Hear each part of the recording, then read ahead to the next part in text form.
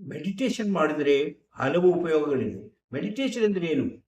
Meditation ಎಂದರೆ ನಮ್ಮ ಮನಸ್ಸು ಮತ್ತು ನಮ್ಮ ದೇಹವನ್ನು ಒಂದುಗೂಡಿಸುವಂತಹ, ನಮ್ಮ ಮನಸ್ಸಿನಲ್ಲಿ ಬೆಳೆಯುವಂತಹ ಕೆಟ್ಟ ಕೆಟ್ಟ ಯೋಚನೆಗಳನ್ನು, ಚಿಂತೆಗಳನ್ನು ದೂರ ಮಾಡಿ ಮನಸ್ಸನ್ನು ಶಾಂತಗೊಳಿಸಿ ನಮ್ಮ ಮನೋಶಕ್ತಿಯನ್ನು ಬೆಳೆಸಿಕೊಂಡು ನಾವು ನಮ್ಮ ದೈಹಿಕವಾದ ಆರೋಗ್ಯವನ್ನು ಕಾಪಾಡುವುದು ಮತ್ತು ನಮ್ಮ ಮಾನಸಿಕವಾದ ಆರೋಗ್ಯವನ್ನು ಕಾಪಾಡುವಂತಹ ಒಂದು ಸುಲಭವಾದಂತಹ ಒಂದು ವಿದ್ಯೆ.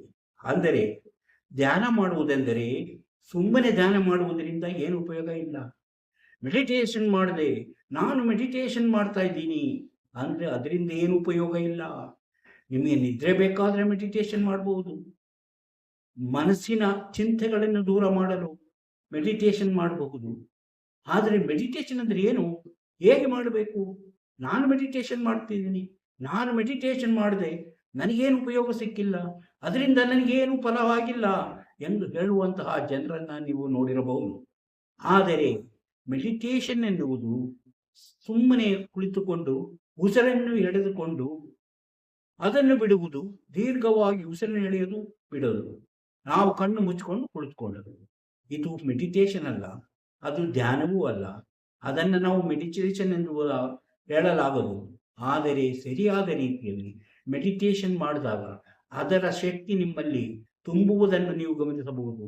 ಅದರ ಫಲವನ್ನು ನೀವು ಕೂಡಲೇ ನೋಡಬಹುದು. ಹಾಗಾದರೆ ಹೇಗೆ? ಮನಸ್ಸನ್ನು ಹಿಡಿತದಲ್ಲಿಟ್ಟುಕೊಂಡು, ನಿಯಂತ್ರಣದಲ್ಲಿಟ್ಟುಕೊಂಡು ಈ ಕೆಟ್ಟ ಕೆಟ್ಟ ಯೋಚನೆಗಳನ್ನು ದೂರ ಮಾಡಿ ನಾವು ಯಾವ ರೀತಿಯಲ್ಲಿ ನಮ್ಮ ಮನಸ್ಸನ್ನು ನಿಯಂತ್ರಿಸಿಕೊಂಡು ಮೆಡಿಟೇಷನ್ ಮಾಡುವುದು ಹೇಗೆ ಎಂಬುದರ ಬಗ್ಗೆ ಇವತ್ತು ತಿಳಿದುಕೊಳ್ಳೋಣ. ಅದಕ್ಕಿಂತ ಮೊದಲು ಸುತ್ತಿ ಬರೋಣ, ದ್ವೇಷ ಸುತ್ತೋಣ, ಕೋಶ ಓದೋಣ, ಮನಸ್ಸಿನೊಳಗೆ ನುಗ್ಗಿ ನೋಡೋಣ.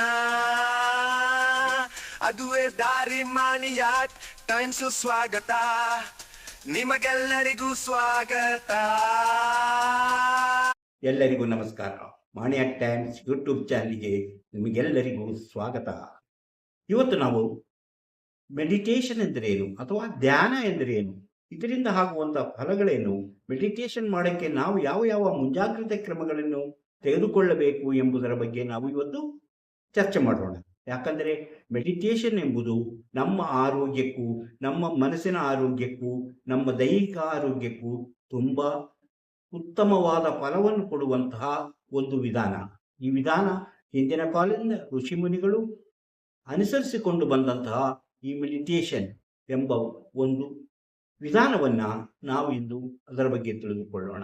ಇಂತಹ ವಿಷಯಗಳನ್ನು ಹೊತ್ತು ಬರುತ್ತಿರುವಂತಹ ಮಾಣಿಯ ಟೈಮ್ಸ್ ಯೂಟ್ಯೂಬ್ ಚಾನಲನ್ನು ನೀವು ಇನ್ನೂ ಸಬ್ಸ್ಕ್ರೈಬ್ ಮಾಡಿಲ್ಲವಾದರೆ ಈಗಲೇ ಕೆಳಗೆ ಕಾಣುವ ಸಬ್ಸ್ಕ್ರೈಬ್ ಎಂದು ಬರೆದಿರುವಲ್ಲಿ ಒಮ್ಮೆ ಕ್ಲಿಕ್ ಮಾಡಿ ಸಾಕು, ನೀವು ಸಬ್ಸ್ಕ್ರೈಬ್ ಆಗ್ತೀರಿ. ಅದೇ ರೀತಿ ಪಕ್ಕದಲ್ಲಿ ಕಾಣುವ ಗಂಟೆಯ ಚಿಹ್ನೆಯನ್ನು ಒಮ್ಮೆ ಕ್ಲಿಕ್ ಮಾಡಿದರೆ ಮಾಣಿಯ ಟೈಮ್ಸ್ ಯೂಟ್ಯೂಬ್ ಚಾನಲ್ನಲ್ಲಿ ಯಾವುದೋ ಹೊಸ ವಿಡಿಯೋ ಅಪ್ಲೋಡ್ ಆದ ಕೂಡಲೇ ನಿಮ್ಮ ಮೊಬೈಲಿಗೆ ನೋಟಿಫಿಕೇಶನ್ ಬರುವುದರಿಂದ ನೀವು ಎಲ್ಲ ವಿಡಿಯೋಗಳನ್ನು ನೋಡಿ ಹೆಚ್ಚು ಹೆಚ್ಚು ವಿಷಯಗಳನ್ನು ತಿಳಿದುಕೊಂಡು ನಿಮ್ಮ ಜೀವನಕ್ಕೆ ಯಾವುದು ಅವಶ್ಯಕವೋ ಅದನ್ನು ಅಳವಡಿಸಿಕೊಂಡಾಗ ನೀವು ಜೀವನದಲ್ಲಿ ಅಭಿವೃದ್ಧಿಯಾಗುತ್ತೀರಿ, ಸಂತೋಷಕರವಾದ ಜೀವನ ನಡೆಸಲು ನಿಮಗೆ ಸಾಧ್ಯವಾಗುತ್ತದೆ.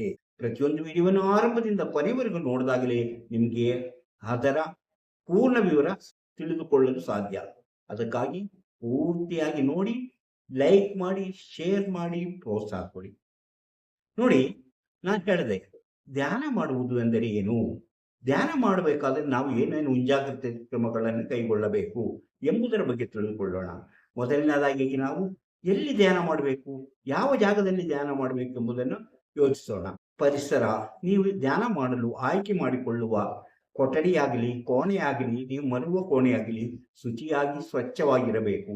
ಅಲ್ಲಿ ಹೆಚ್ಚಿನ ಶಬ್ದ ಗದ್ದಲಗಳು ಇರಬಾರದು. ಸುಗಮವಾಗಿ ಕುಳಿತುಕೊಂಡು ನೀವು ಧ್ಯಾನ ಮಾಡುವಂತಹ ಒಂದು ಜಾಗವನ್ನು ಆಯ್ಕೆ ಮಾಡಿಕೊಂಡಾಗ ನಿಮಗೆ ಸುಖವಾಗಿ ನಿಮ್ಮ ಮೆಡಿಟೇಷನ್ ಮಾಡಲು ಸಾಧ್ಯವಾಗುತ್ತದೆ. ಹಾಗೂ ಹೇಗೆ ನೀವು ಯಾವ ರೀತಿ ಕುಳಿತುಕೊಳ್ಳಬೇಕೆಂಬುದನ್ನು ಮತ್ತೆ ಯೋಚಿಸಬೇಕು. ನೀವು ಪದ್ಮಾಸನ ಹಾಕಿ ಕುಳಿತುಕೊಳ್ಳುವುದು ಒಳ್ಳೆಯ ಒಂದು ವಿಧಾನ. ಅದಕ್ಕೆ ಸಾಧ್ಯವಿಲ್ಲದೆ ಇರುವವರು, ಪದ್ಮಾಸನ ಹಾಕಿ ಕುಳಿತುಕೊಳ್ಳಲು ಸಾಧ್ಯವಿಲ್ಲದೆ ಇರುವವರು, ನೀವು ಯಾವುದಾದರೂ ಒಂದು ಕುರ್ಚಿ ಅಥವಾ ಒಂದು ಚೇರ್ನಲ್ಲಿ, ಒಂದು ಪೀಠದಲ್ಲಿ ಕುಳಿತುಕೊಂಡು ಕಾಲುಗಳನ್ನು ಕೆಳಗೆ ಇಟ್ಟು ನಿಮ್ಮ ಕೈಗಳನ್ನು ತೊಡೆಗಳ ಮೇಲೆ ಇಟ್ಟು ನೀವು ಕುಳಿತುಕೊಂಡು ನೀವು ಧ್ಯಾನ ಮಾಡಬಹುದು. ಅಂದರೆ ಆವಾಗ ನಿಮ್ಮ ಕಣ್ಣುಗಳನ್ನು ಮುಚ್ಚಿ ಮುದ್ರೆಗಳನ್ನು ಹಿಡಿದು, ಮುದ್ರೆಗಳು ಅಂದರೆ ಈ ಮುದ್ರೆ ಇದೆಯಲ್ಲ, ಈ ಮುದ್ರೆ ಇದು ಉತ್ತಮವಾದಂಥ ಒಂದು ಮುದ್ರೆ. ಇದು ನಿಮ್ಮ ಶಕ್ತಿಯನ್ನು ವರ್ಧಿಸುತ್ತದೆ. ಅಂದರೆ ನಿಮ್ಮ ಶಕ್ತಿಯನ್ನು ವರ್ಧಿಸುವಂತಹ ಈ ಮುದ್ರೆ, ಎರಡೂ ಕೈಗಳನ್ನ ತೊಡೆಯ ಮೇಲೆ ಈ ರೀತಿಯಲ್ಲಿ ಮುದ್ರೆ ಹಿಡಿದುಕೊಂಡು ಕುಳಿತುಕೊಂಡು ಇರಬೇಕು. ಹಾಗೆ ನೀವು ಕಣ್ಣು ಮುಚ್ಚಿಕೊಳ್ಳಬೇಕು. ನಿಮ್ಮ ಮನಸ್ಸು ಧ್ಯಾನಕ್ಕೆ ಸಿದ್ಧವಾಗಿದೆ ಎಂದು ಅರ್ಥ. ಅಂದರೆ ಸರಿಯಾದ ಮುದ್ರೆಯನ್ನು ಬಳಸಬೇಕು, ಕುಳಿತುಕೊಳ್ಳುವ ವಿಧಾನವನ್ನು ಸರಿಯಾಗಿರಬೇಕು. ಆಗ ನಿಮ್ಮ ಮನಸ್ಸು ಧ್ಯಾನ ಮೆಡಿಟೇಷನ್ಗೆ ಸಿದ್ಧವಾಗಿದೆ ಎಂದು ತಿಳಿದುಕೊಳ್ಳಬಹುದು. ಹಾಗೆ ದೇಹವನ್ನು ನಿಮ್ಮ ತೋಳುಗಳನ್ನು ಬಿಟ್ಟುಕೊಂಡಿರಬೇಕು. ಸಡಿಲವಾಗಿ ಬಿಟ್ಟಂತಹ ತೋಳುಗಳು ದೇಹವನ್ನು ಗಟ್ಟಿಯಾಗಿ ಬಿಗಿಯಾಗಿ ಹಿಡಿದುಕೊಳ್ಳಬಾರದು. ಆಮೇಲೆ ನೀವು ಕಣ್ಣು ಮುಚ್ಚಿ ಕುಳಿತುಕೊಂಡು ಕೂಡಲೇ ನಿಮಗೆ ಕೆಟ್ಟ ಯೋಚನೆಗಳು, ಏನು ಆಗುತ್ತೋ, ಮುಂದೇನಾಗುತ್ತೋ, ಇದು ಫಲಿಸುತ್ತೋ, ಅದಾಗುತ್ತೋ, ನನ್ನ ಕೆಲಸ ಆಗುತ್ತೋ ಇಲ್ವೋ, ಏನು ಬೇಡವಾದ ಯೋಚನೆಗಳೇ ಮನಸ್ಸಿಗೆ ಬರಲಾರಂಭಿಸುತ್ತದೆ. ಆವಾಗ ಅದನ್ನು ನಿಯಂತ್ರಿಸಬೇಕಾದ್ರೆ ಏನು ಮಾಡಬೇಕು? ನೀವು ಉಸಿರನ್ನು ಒಳಗೆಳೆದುಕೊಳ್ಳಬೇಕು. ಉಸಿರನ್ನು ದೀರ್ಘವಾಗಿ ಒಳಗೆಳೆದುಕೊಳ್ಳಬೇಕು. ಹಾಗೆ ಎಳೆದುಕೊಳ್ಳುವಾಗ ಅದು ಓಂ ಎಂಬ ಶಕ್ತಿ, ಓಂ ಎಂಬ ಧ್ವನಿ ನಿಮ್ಮ ಮನಸ್ಸಿನೊಳಗೆ ಮೊಳಗುವಂತೆ ನೀವು ಹೇಳ್ಬೇಕು. ಮನಸ್ಸಿನೊಳಗೆ ಹೇಳ್ಬೇಕು, ಹೊರಗೆ ಕೇಳಿಸುವಂತೆ ಏನು ಹೇಳ್ಬೇಕಾದ್ರೆ ಓಂ. ಅದು ನಿಮ್ಮ ಶಕ್ತಿಯನ್ನ ಒಳಗೆ ಎಳೆದುಕೊಳ್ಳುತ್ತಿದೆ. ಆಮೇಲೆ ಸ್ವಲ್ಪ ಹೊತ್ತು ಒಳಗೆ ಇಟ್ಕೊಂಡು ನಿಧಾನವಾಗಿ ಉಸಿರನ್ನ ಹೊರಗೆ ಬಿಡಬೇಕು. ಆವಾಗ ಸೋಂ ಅನ್ಬೇಕು. ಸೋಂ ಅಂದ್ರೆ ಓ ಸೋಂ ಅಂತ ಇದಕ್ಕೆ ಹೇಳಬೇಕು. ಓಂ ಸೋಂ. ಓಂ ಅನ್ನೋ ಒಂದು ಓಂಕಾರವು, ಸೋ ಅನ್ನೋ ಒಂದು ಬಿಡುಗಡೆಯ ಒಂದು ಶಕ್ತಿಯನ್ನ ನೀವು ಮಾಡಿದಾಗ ಅದು ನಿಮ್ಮ ಮನಸ್ಸಿನಿಂದ ಬಿಡುಗಡೆಯಾಗುತ್ತಾ ಹೋಗುತ್ತದೆ. ಹಾಗೆ ನಿಮ್ಮ ಮನಸ್ಸಿನಲ್ಲಿರುವಂತಹ ಕೆಟ್ಟ ಯೋಚನೆಗಳು ಅಲ್ಲಿಂದ ನಿಧಾನವಾಗಿ ಕರಗಲಾರಂಭಿಸುತ್ತದೆ. ಈ ಧ್ವನಿ ಮನಸ್ಸಿನಲ್ಲಿ ಮಾತ್ರ ಹೇಳ್ಬೇಕು. ಓಂ ಮತ್ತು ಶೋ ಮನಸ್ಸಿನಲ್ಲಿ ಮಾತ್ರ ಇರಬೇಕು. ಹಾಗೆ ಕೆಟ್ಟ ಯೋಚನೆಗಳಿಂದ ನೀವು ಬಿಡುಗಡೆಯಾಗುವ ನಿಮ್ಮ ನೆತ್ತಿಯಲ್ಲಿ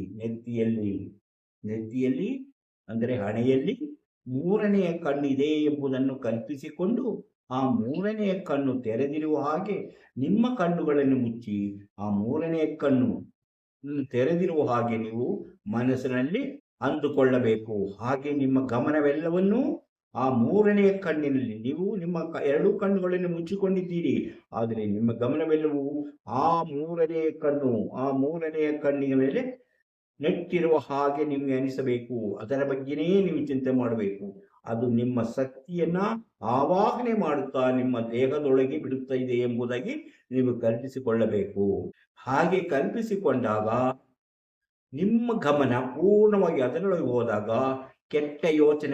ಬರುತ್ತಿರುವಂತಹ ಕೆಟ್ಟ ಯೋಚನೆಗಳು ನಿಮ್ಮಿಂದ ದೂರವಾಗಿ ನಿಮ್ಮ ಮನಸ್ಸು ಏಕಾಗ್ರತೆಗೆ ಬರುತ್ತದೆ.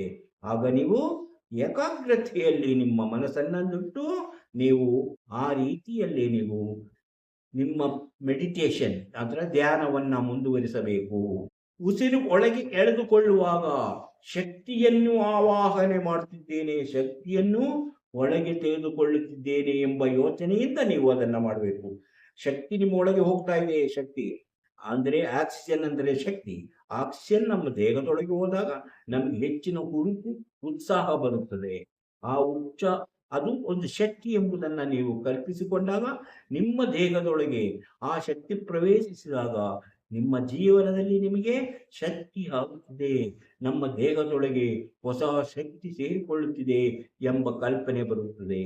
ಅದೇ ರೀತಿ ನೀವು ಉಸಿರನ್ನು ಹೊರಗೆ ಬಿಡುವಾಗ ನೆಗೆಟಿವ್ ಶಕ್ತಿಗಳನ್ನ, ನನ್ನಲ್ಲಿ ಬೇಡವಾದ ಚಿಂತೆಗಳನ್ನ, ನೆಗೆಟಿವ್ ಶಕ್ತಿಗಳನ್ನ ಅಂದರೆ ಹೊರಗೆ ಬಿಡುತ್ತಿದ್ದೇನೆ ಎಂಬ ಯೋಚನೆ ನಿಮ್ಮ ಮನಸ್ಸಿನಲ್ಲಿರಬೇಕು.